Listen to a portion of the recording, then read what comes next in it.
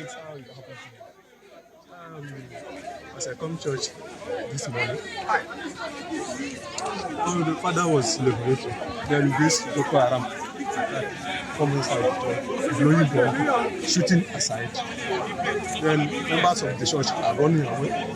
Some people from the back, some people they start shooting some people from leg. They get one woman. Yes.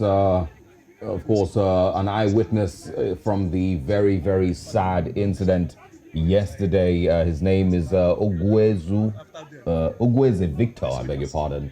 Of course, who was sharing, some of the things that he witnessed yesterday. Luckily, of course, he survived, but many others didn't survive. And the numbers that we have so this morning from some of the papers say 35 suspected terrorists yesterday attacked St. Francis Catholic Church in Owa.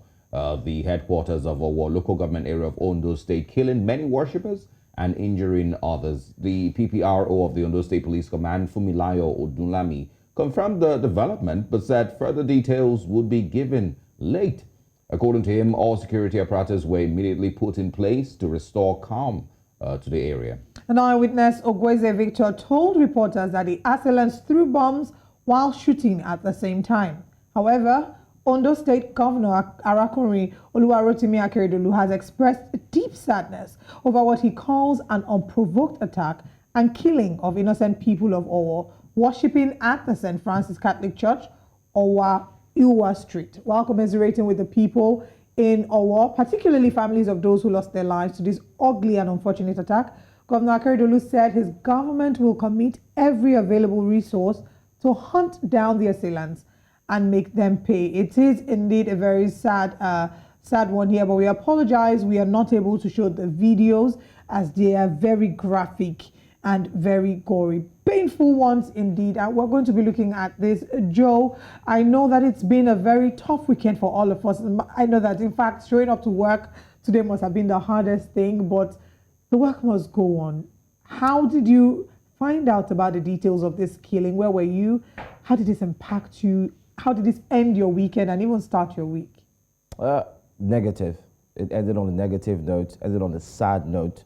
I was somewhere around with a few people, and then the information started circulating. At first, we thought it was an old story, but of course, when you get on Twitter, saw Ondo trending, and later on, we kept seeing the stories everywhere because social media is one of the fastest places to share stories. However, this story came as a shocker to many because a lot of Nigerians have usually thought, I stand to be corrected, that these actions will not get to the southwestern parts. It would only stop within the north and, of course, the northern areas, which, of course, we hear most of the time. But this time, it's edging closer, just as we saw. Questions, so many questions to be asked. But just like Funmilayo Odulami, the police PPRO, has said that a lot of information will be shared later on. Here at News Central, we're also following closely to ensure that when these informations are shared, we equally share them to our viewers. But questions are so many, so numerous. We saw them on the front pages of the papers. A lot of people are asking what's going on. The president indeed has come out to condemn the attack alongside other governors and those who are equally vying for the seat of the president. But a lot of Nigerians are still wondering, how was it that they took time to get into the church, committed that nefarious act, and still left without a trace? Well, pretty much the same way, the other incidents have happened. In many other situations that we've also reported, on our screens, and I've said it yesterday. I was numb, the whole of yesterday. I don't think I said a word this morning until I got to the office. I couldn't get myself to actually just, start, to accept that this has happened and this is real. But it's not the first time, and we've been here before. We've had these conversations. We've seen similar statements from state governors, from the Inspector General of Police, from the presidency, from everybody who's contesting for elections. We've seen similar statements, but we've not seen action. One of the things Rita spoke about earlier, is just how, this makes it very important for everyone to know what to do in the 2023 general elections. But it's very, very painful, and I can't really express how this hurt me. Yeah, that we can keep talking about this, but no matter the amount of talk, it would never be enough. It would not bring back the lives of the ones that we've lost. I personally know one of the family members of the victims of this attack, Lydia Ajanoku, who lost both parents. We're going to show a couple of her screenshots. She started out on Insta Story by posting about the fact that she couldn't get access to her parents. She said, just heard bandits have attacked my family church. I'm scared. That was the first one. And then the next one she posted was, I can't reach my parents. Nigeria, what are you doing to me? And after that, she posted a few other screenshots. Apparently, people had found out, and then she said, thank you, everyone. The calls are a bit overwhelming, but I'm grateful for them. Please drop a text now if you insist on reaching on me. God bless you. And then the next one, she says, it is not of him that we let, nor of him that runneth, but of God who showeth mercy. My parents loved God. I hope God knows and loves them too, or loves them more. And, you know, this is a very, very sad turn of events. She went on to put another tweet about hating Nigeria. You know, she says, it's the audacity of Nigeria to take away my parents from me. I will forever hate Nigeria, I promise. She put up a tweet in that regard, and you could feel the pain, Joanne Osa. You could feel the intensity of her pain. I couldn't even put a call across to her, because in such situations, what do you say? What do you say to someone who probably spoke with their parents earlier in the day, and before the close of the day, they've automatically become orphans?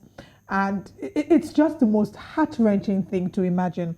Her parents' names are Mr. Adeshina and Olabimpe Ajanoku. And today, we remember the lives of Adeshina and Olabimpe Ajanoku, as well as the lives of everyone who was lost at that killing.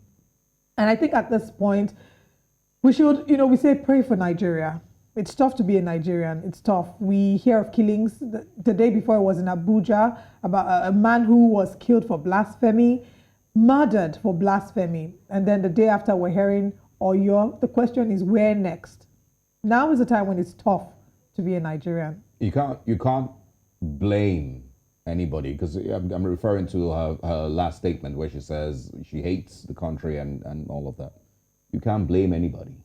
And there's a large number of people that are having similar, you know, feelings and similar thoughts.